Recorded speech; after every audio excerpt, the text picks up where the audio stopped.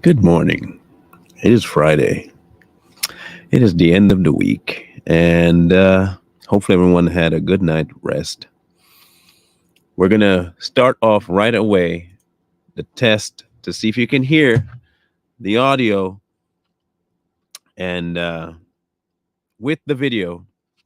And if you cannot, I have a different way of doing it that will help you hear it without the video. Okay? So I'm going to bring myself down off the screen. I'm going to play just a few seconds of it. You tell me when I come back on if you could understand what was being said, can hear it. If it wasn't glitchy, then we'll move forward if you can hear it. Okay. So I need to know. Just say yes for you can hear it and no for you can't hear it. Right.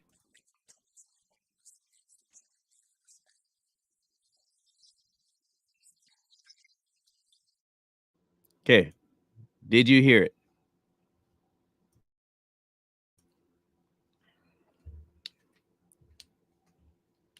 Was it loud enough for you to understand what was being said? Yeses and nos and yeses and nos. Okay. So we're going to play it like this instead. Okay. I'm going to put the sound up to the phone and the sound on the phone up to the microphone so you can hear it. Okay. I'm going to play this a 2 minute and 8 second clip, and then we'll break down what he said. Okay. Here we go. Never talk to you about what's next until you leave what's now. That part. Somebody need to write that down. No, give it to him one more time. Yeah. God will never talk to you about what's next until you leave what's now. Yeah. And I've seen too many people get paralysis by analysis. And here's what keeps them stuck. I'm still waiting on God. Dot. I'm waiting on God to show me the next step. I'm waiting on God to do. And God's like, you didn't even complete the last thing I told you to do. Right. Until you leave, I can't speak to you about what's next. And here's the thing. Leaving and going are not the same thing. Everybody wants to be going somewhere, but they don't want to leave nothing. Yeah. I don't know. They still processing that. Give them a minute. Everybody wants to go somewhere, but they don't want to leave nothing behind. Because leaving sounds negative and going sounds positive. But both leaving and going is positive when it's God that's telling you to leave. Absolutely. So Abraham's commandment in Genesis 12 is not go, it's leave. Where do I go? And God's like, I'll tell you where to go is, but you better leave this. And we have attached leaving to negative experiences. But you know you're really growing when you leave positive experiences. Come on. Hey, it's easy to leave a bad thing. Right. You'll leave a bad thing in a minute. Can you leave a good thing for a God thing? Just like that. That's the question. Can you leave a good thing for a God thing when the good thing was God? Okay.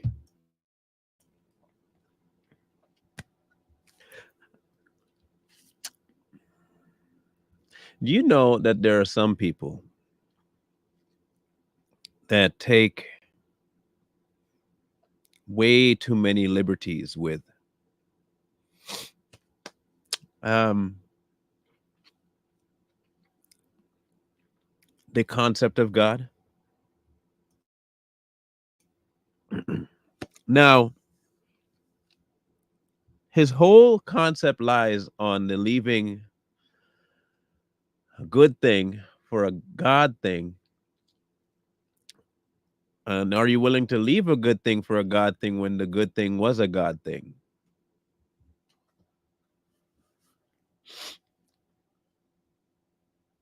Look, I tried my best to figure out what he was trying to say, and I could not. Um, Leaving a good thing that was a God thing for something that's different that is still a God thing. So why would God call you from something he gave you to do something that he gave you? Can anyone make sense of that for me real quick? Well, I'll break it down just a little bit from what I could gather, okay? Everybody is looking for God to do something new. Something new. I don't exactly know what new, but new.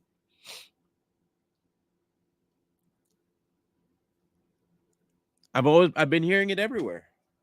Look, I've been hearing it for a while now. Remember that song? I think it was DC Talk that did it. You know, he's doing it. God is doing a new thing. You know, he's doing it. Remember that song? God is doing a new thing. This was back in the 90s, possibly 80s. Do any of you remember that song?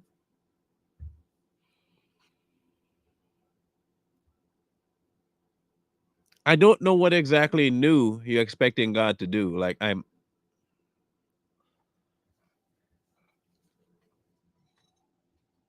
maybe I'm lost. Maybe I'm lost and I don't know what exactly they're talking about new. But what exactly is going to be so new about what God is doing?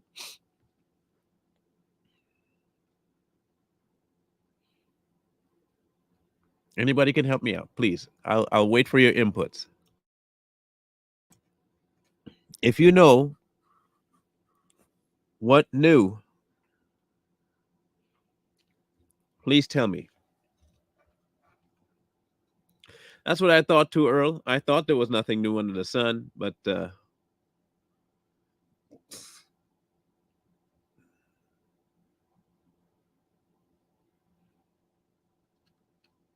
look,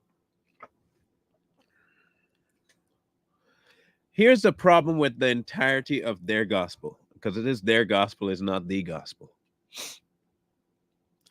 They are trying to push this always positive outcome and upgrade to God. Like they're always looking for something of a blessing format from God. And he's always going to be blessing them. And the only way you can get blessed is to leave. One of the commandments, I guess you could call it that, was for us to be still and know. Be still and know that I am God. That's not looking for anything new.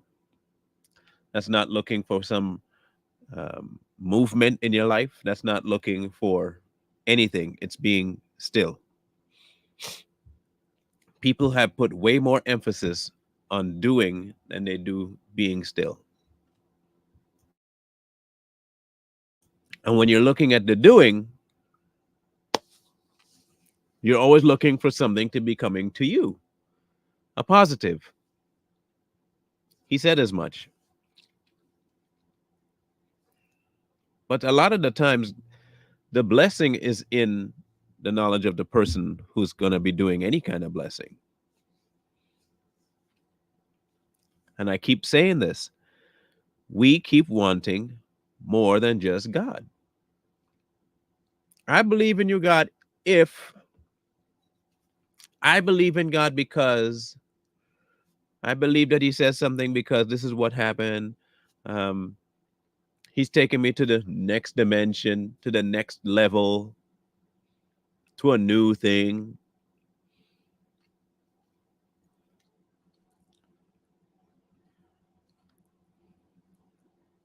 To the point where he'll take you from something he gave you to something else because it's all about you. It's all about what you get. It's about what you can gather from God, what kind of blessings you can get, what kind of forward movement in your job, how many financial decisions can come your way that are positive to your pocketbooks.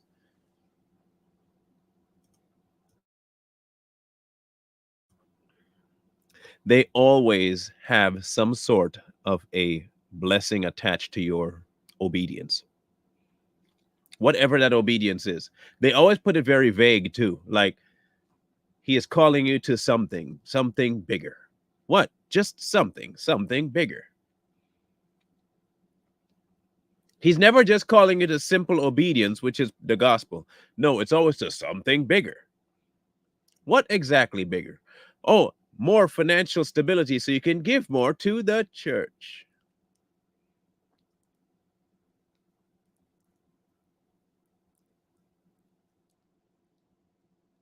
Do you know that the number one reason for everything in the Bible is relationship, not blessing?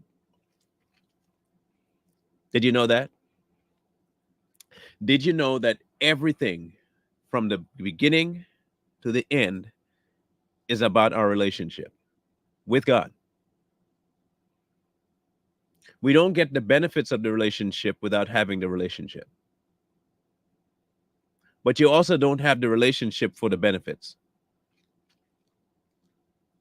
In fact, the benefit of the relationship is the relationship. But what we like to do is we look to God for this, this, this, this, and this.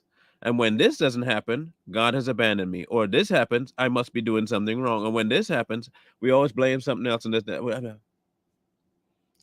It's never just meanwhile and while this is happening, and in spite of, we need reinforcement.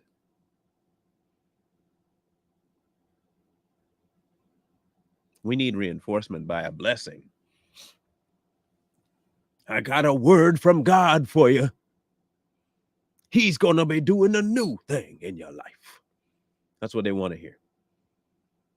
And then, of course, when a new thing doesn't happen, or at least a new thing to the standard that the person has in mind as a new thing, the first person to get blamed is who? God. Now, God never told you anything like that, but you listen to a dude that said God will bless you because it's a new thing, and you run with it as though God said it.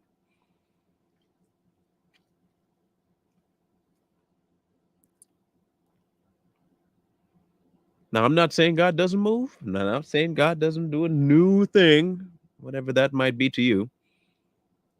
But is it new? Or is he just doing what he does? Is he just doing what by his nature he does?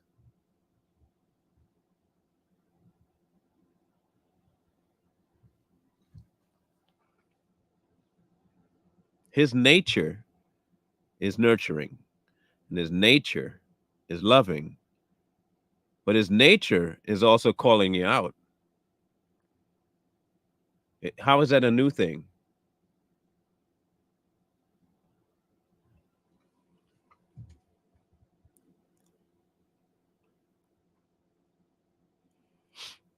I guess for me,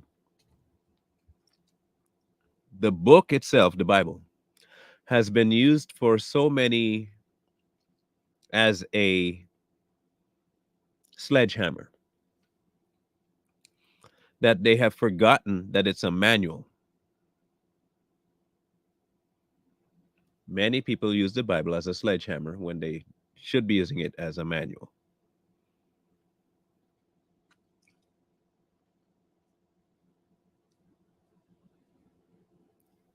What do I mean? It'll tell you every possible thing you need to know about God Himself. Everything. It tells you everything about God. It also tells you everything about man.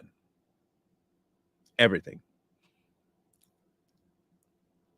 He said that His invisible qualities have been made known to man so that you don't have an excuse, which means I don't have to go into science. I don't have to go into any kind of a mathematical equation.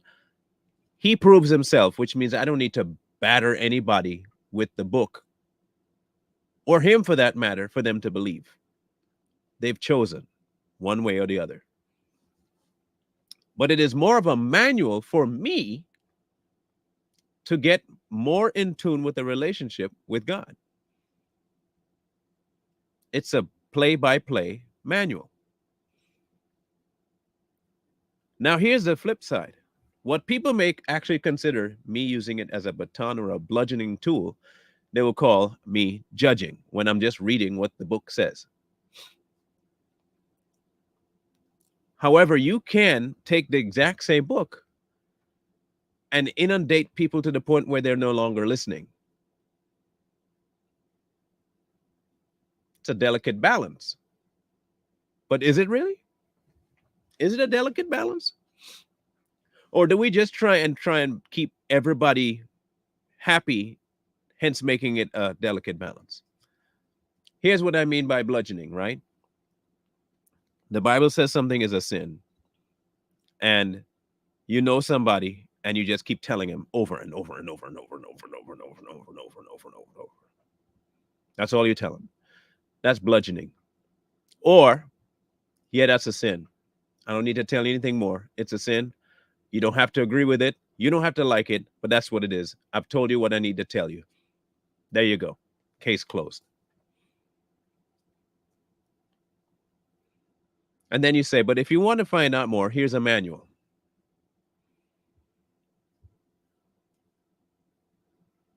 Read up. Most people don't want to give up what they are familiar with. They don't want to give up what's familiar. And that includes religion. They don't want to give up the process of listening to the pastor instead of the spirit. They want a man to tell them what the book says, and they are unwilling to read it. And if they do read it, they read it because man told them to read it. They don't read it for the relationship. Many people just want that ease. Just tell me what to do, and I'll do it. And I will feel as though I'm doing everything for God, but really doing it for the person that told you. Otherwise, you'd go back and check with the book to see if what they're telling you makes any sense or is true.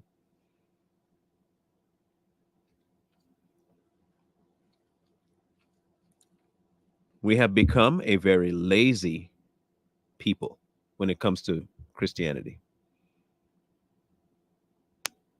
because we don't want to pursue true Christianity. We pursue faux Christianity. We want the name and we want the accolade of the big church.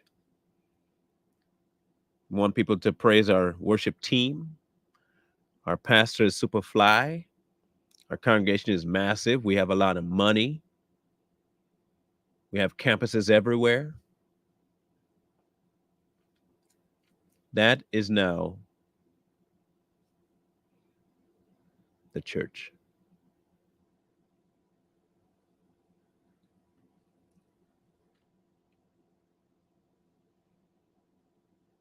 And with pastors like that guy, inundating you with feelings over feelings over feelings, you will never get to a relationship with Christ. You can't. It's not possible when you put your feelings instead of learning about him. It's like me giving my kids sugar all day long, thinking that my presence is making them happy. It's not my presence making them happy. It's the sugar. And as soon as the sugar wears off, smell, crash. Crash.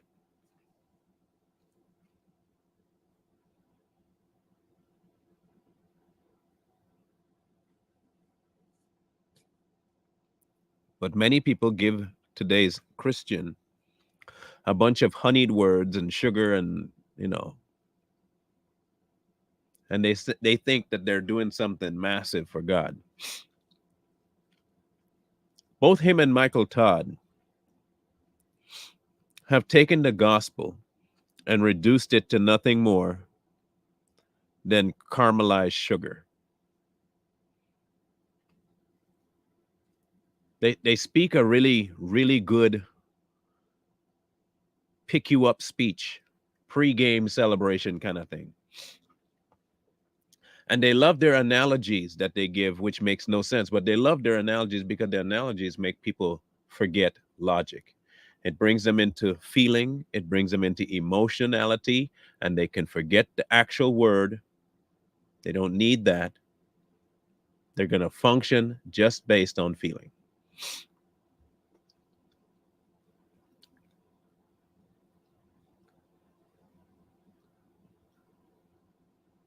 And when you function on feeling, you cannot, trust me, trust me, you cannot see your place because you will always feel that you're not that far away.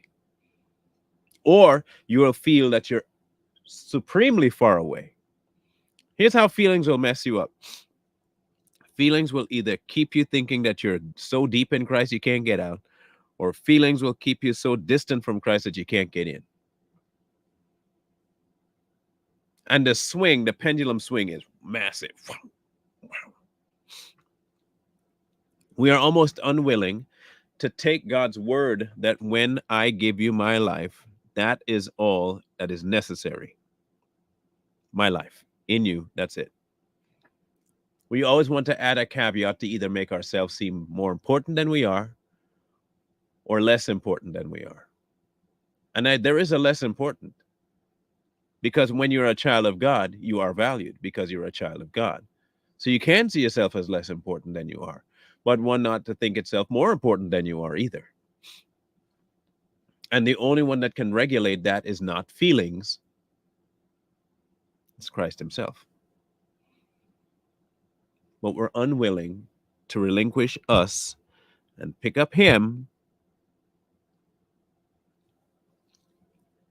because for some reason it just doesn't make enough sense. There has to be more. I have to do more. There has to be something plus. No. He said his grace is sufficient. His grace, not yours, his. He has multiple times said that you are not going to be enough, but he is. He's countless times told you when you're weak, he's strong.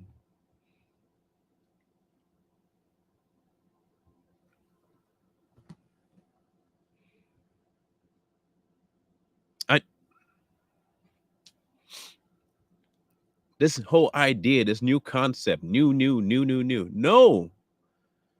No, God has been in the business of doing this for forever. He has always tried to bring men's hearts back to him. And when you brought that to him, he gives you a new one. He's always been in that business. He may allow situations in your life to bring you back to that situation. But that's not new. That's not new.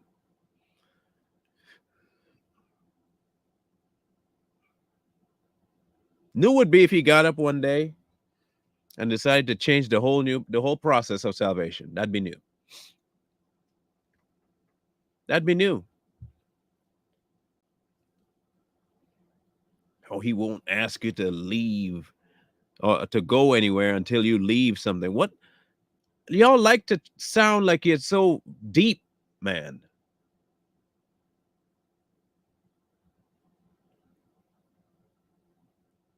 What do you mean he won't bring you to something until you leave something?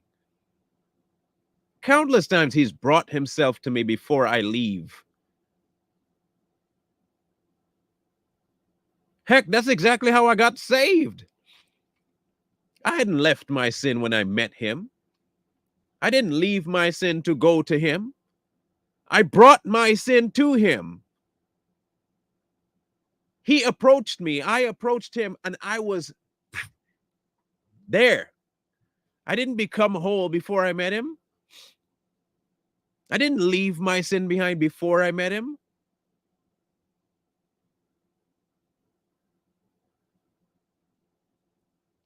He calls me to him for him to remove my sin. I can't get rid of it myself. So right off the top, your idea of he will never is a lie. That's a straight up lie. All men come to Christ a mess, and you remain a mess until you surrender.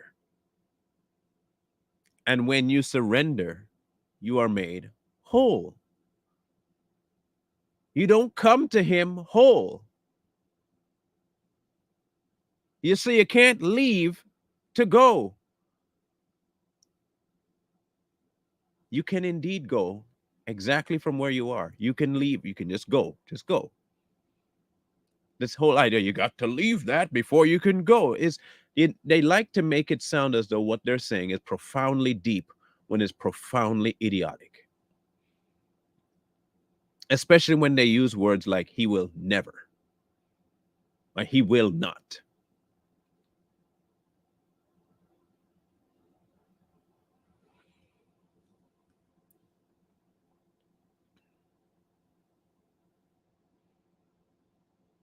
There are countless times, yes, in the book where he has called people to just go. They have no idea where, just go.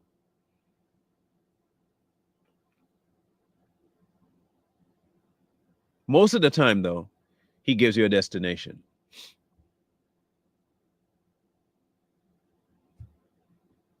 He'll give you a destination. And a lot of times we don't want the destination, hence why we're reluctant to go. It's nothing new. It's nothing new.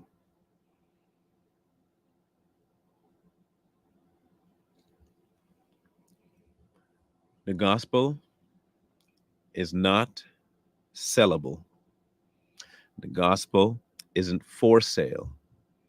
And you cannot, for any reason whatsoever, profit from it. You can't. At least not by man's standards of profit.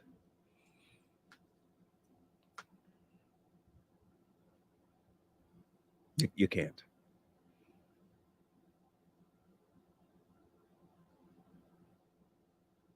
So when people try to tell you that this massive blessing is coming your way, and just wait, it's a coming, like it's some vaudeville show, you already have it. He did a new thing when he removed our penalty on the cross. That was new. But it wasn't new because he planned it from the beginning. Now, I could get that it may be news to some. It's still not new. It's like saying, that's the first time I've seen that movie. Really? What movie was it? Gone with the Wind. Is that a new movie? What? No, no. Well, I just saw it, so it must be new. It is not a new. It's not a new movie. It's been around for a long time. Just because you just saw it today does not mean that it's a new thing. Or someone coming out of jail after being in prison before the turn of cell phones and see somebody walking around with something in their hand talking. It might be new to you, but it is not new, sir.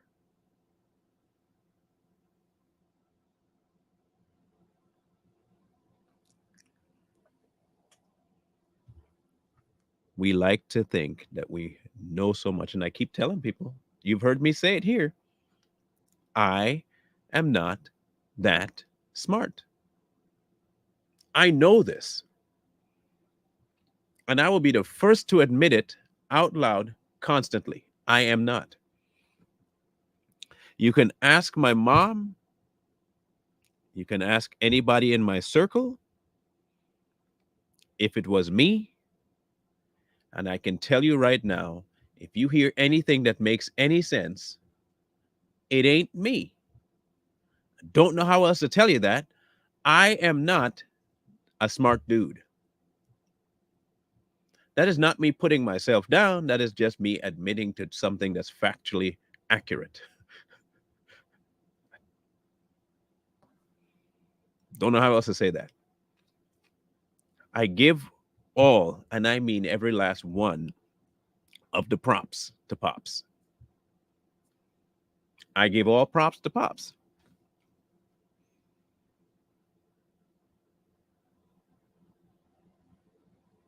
Look, I know um, my medical history. At the minimum, I know my medical history. I know what happened to my mental state after a certain accident. I know what happened. And I can still feel the effects of that issue to this day. I know that I don't remember things like I used to. I know that I don't hold things in my mind like I used to. I used to be able to memorize songs.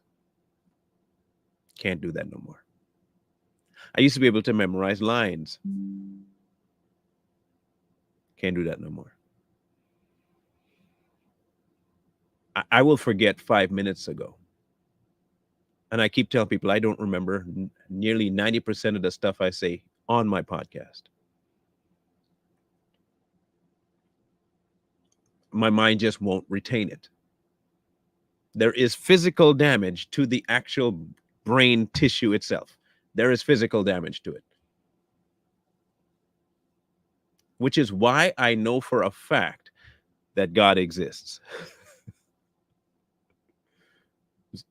I know.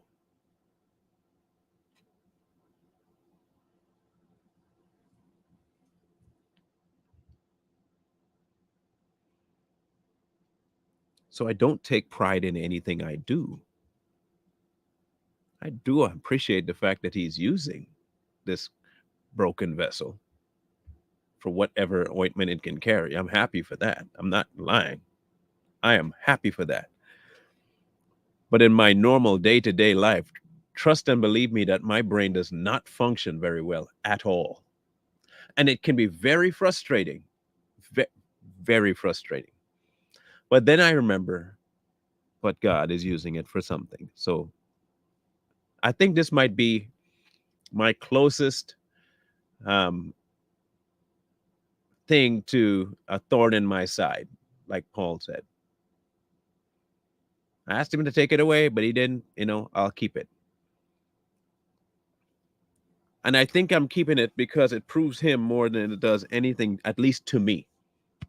It proves it to me. It proves to me that I'm not doing this. And that is the biggest thing ever. I don't write no notes. I don't take no notes. I don't prep for nothing. I have never done it and I never will. He's making things work. It's not new though. Moses wasn't prepped. Abraham wasn't prepped. They weren't prepped for what they went into. They were just told, you're going to do it.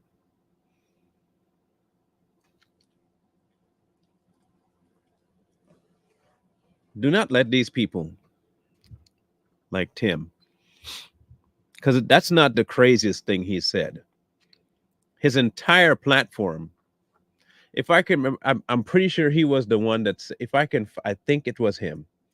Let me verify this real quick, because that one you need to hear. Um, that one you need to hear. Um,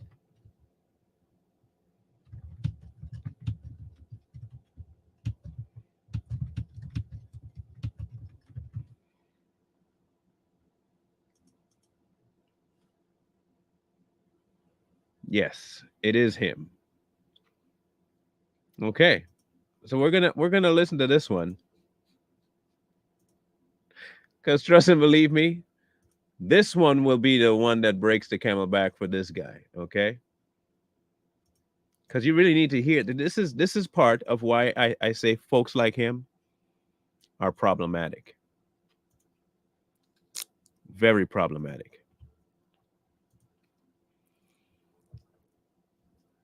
When I said that they tried to make so many interesting analogies to make people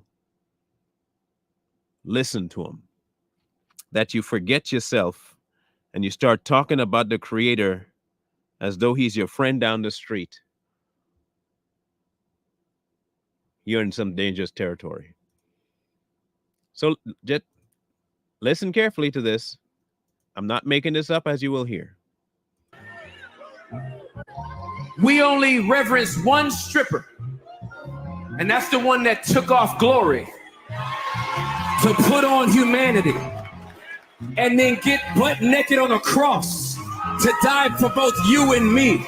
The only stripper I'm in love with is Jesus. I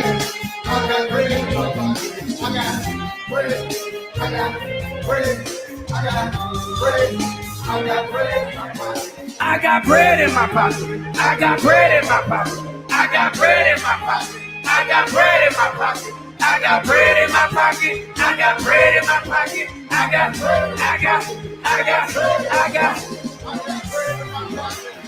bread.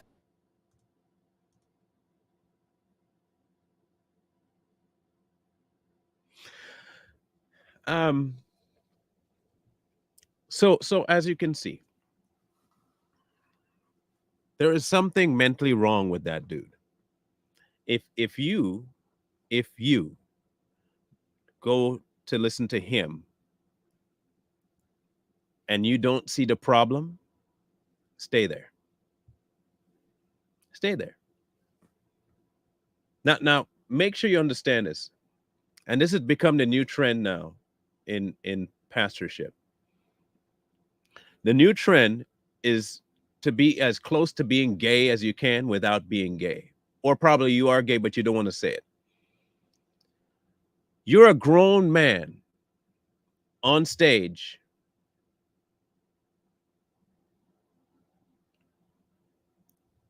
talking about Christ as a stripper.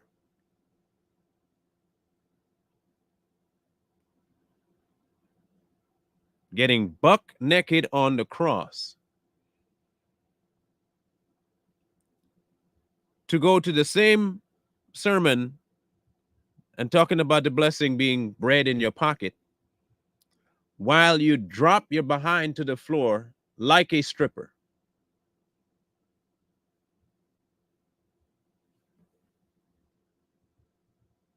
We talked about this. Actually, probably you haven't heard the video yet, but Too Strong is dropping one here soon. And it may upset some, but it may enrage others. But you know me, if I've said it, I don't care because I've said it and I thought about it.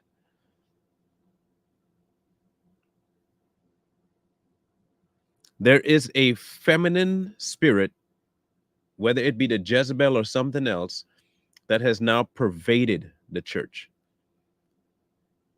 Nearly every male pastor acts effeminate, and nearly every woman in the church wants to be masculine.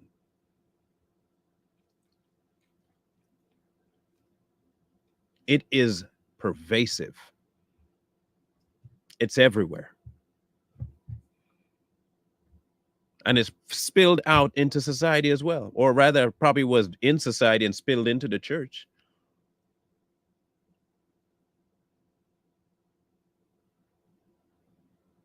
You're a grown man, at least you're supposed to be a grown man, dropping your behind like to the floor in the middle of a service, and you got clowns in the audience dancing around, swiveling hips and all this crap, talking about bread in your pocket.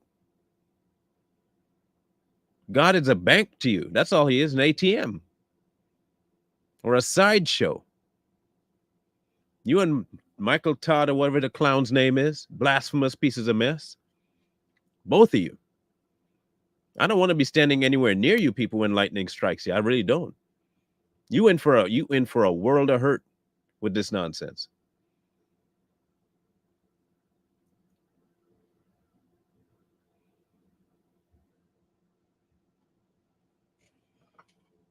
And they got a bunch of people who love it because it doesn't call them to change a thing. You got the main guy, Michael Todd, talking about, I don't know why God decided to make it only man and woman. If it were up to me, I'd go to ask God, you sure you can't make an exception for a third? Because you gay too. That's what your problem is. You want to have the license to come out of the closet and say, look, I'm a homosexual. I want to be able to get married and leave my wife or have a side dude. That's what you want to say, Michael Todd. That's what you really want to say, because we can see this. We can see the sugar in your tank, bro.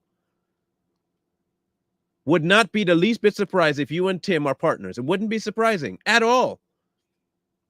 And that's a sad statement. I can literally not be surprised if you were to come out and say, look, me and Tim Ross been having an affair. And y'all need to accept it because God loves everybody. It wouldn't surprise me.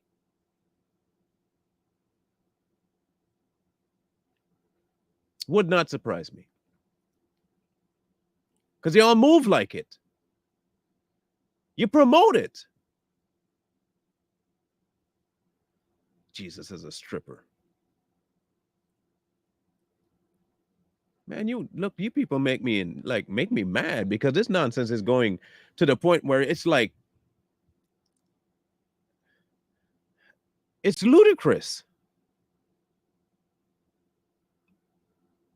A grown, a male, supposed to be a man, I can't say man no more, a male, is talking about one who died for your sin as a stripper getting buck naked on the cross for you and me.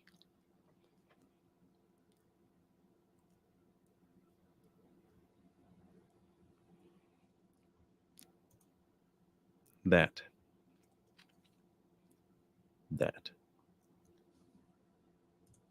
They got no fear.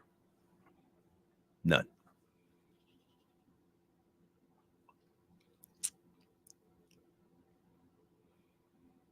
They're keeping hope alive that they'll read into the Bible somewhere in there that a certain lifestyle will be always accepted. In fact, most of them have already done it. They say, well, the word homosexual doesn't mean that, it means eunuch. And they'll give you all kinds of reasoning as to why this is okay. And then they'll reference people like Jonathan and David. See, they were gay.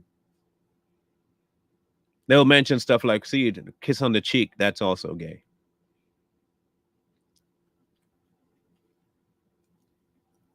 Because they really want to pervert the word. Here's the problem. They're only perverting themselves. That's the best part of this whole thing, is that they're only perverting themselves. They can't taint the word. You can misinterpret all day long. Please go ahead and misinterpret. It doesn't change what the word is, the efficacy of the word, and the truth of the word. Your stupidity does not dictate the word. That's the best part, is that just because you don't like it doesn't mean it still isn't true. No, here's what I've decided. I think they try. They try. But you cannot pervert his word. They can try, but they cannot pervert his word. Because the instant they've changed it, it is no longer his word. It is now theirs. So they have not perverted his word. They've ignored it. They are ignoring his word, but they cannot pervert it. They cannot touch it. They can't mess with it. They've created their own. They've created their own.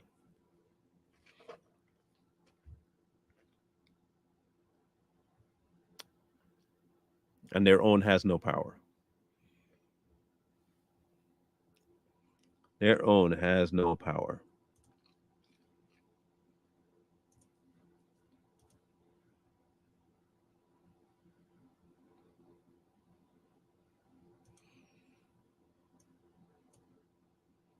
Now, I want to finish watching the rest of this, because people are going to say he only did it once. Okay? Just watch this. That's all. We're going to watch out the rest of it. In my pocket, I got, I got, I got, I got.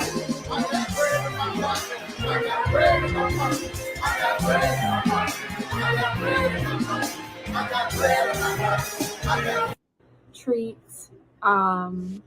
Yeah, because we're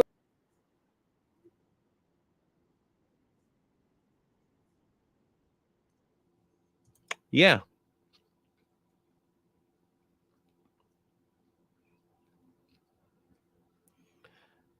The gospel to them is about money and being happy with the life you want to live, not God's life, your life. Your life.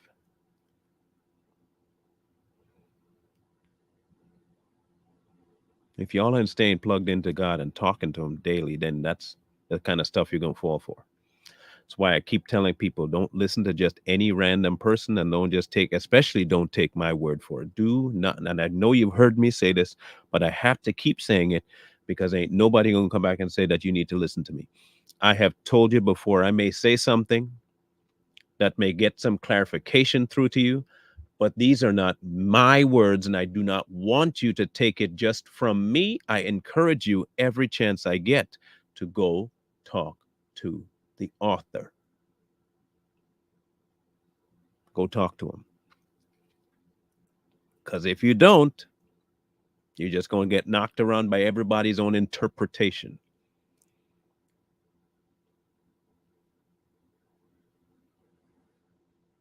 Okay?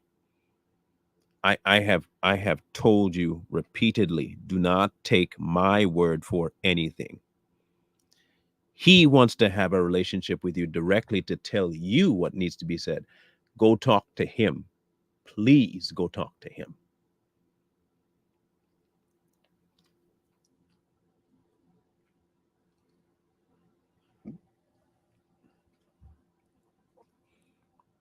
Don't fall for this kind of ridiculous nonsense. Don't forget they're the same ones that did that whole hip hop um, blasphemous kind of resurrection thing that one time for Easter with Satan dancing all over the stage and all that. Don't forget that's the same body that did that.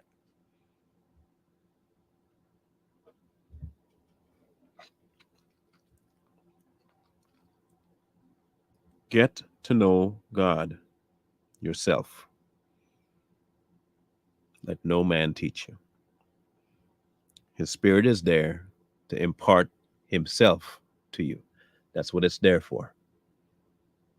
Yes, fellowship is great. That's a needed thing.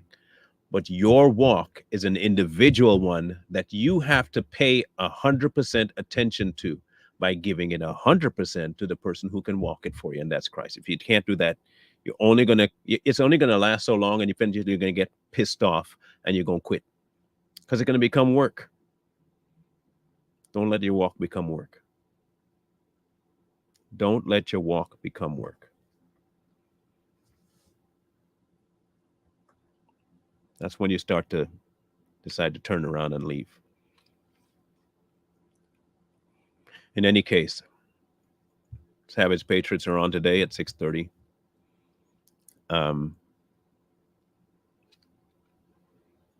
We'll be discussing that beating that took place, in case you hadn't heard about it. And Rumble tomorrow. Don't forget that. We'll be on it. I think we'll try and do it at 6 o'clock so we can have a fairly long time doing stuff. So 6 o'clock on Saturday, but 6:30 today for Savage Patriots.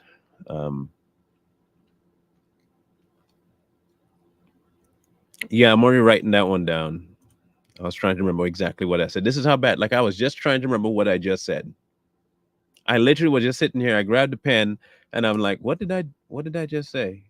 I don't remember what I just said. That's how bad it is. I didn't remember what I just said. But it's also a good thing. No, we didn't. We did some gauging, and the person that we were hoping would show up to defend his point of view did not want to show up, so we just decided not to do it. So, yeah, he, the kind of people that they are, they don't actually want to have a discussion. They want to think what they think and get as much traction under the stupidity of their statements as they can. So it wasn't any reason to keep going. So, but we will be dropping a whole slew of videos, so make sure you go over there and check them out. Share the mess out of it. Get some people, get the traction moving on it. Beat YouTube at their own game. They might want to sequester it, but we have enough of you that if you shared, each of you shared one video one time, we'll be moving. Okay, so go do that. Worse than RC Dubs, he didn't even respond. So anyway, scrolling at the bottom again, your options for assisting in what's going on here. but only after you talk to God about it, not before. That's pivotal. He's the one that's in charge of this. And we will talk then this afternoon. Okay. Maybe write this down before I forget.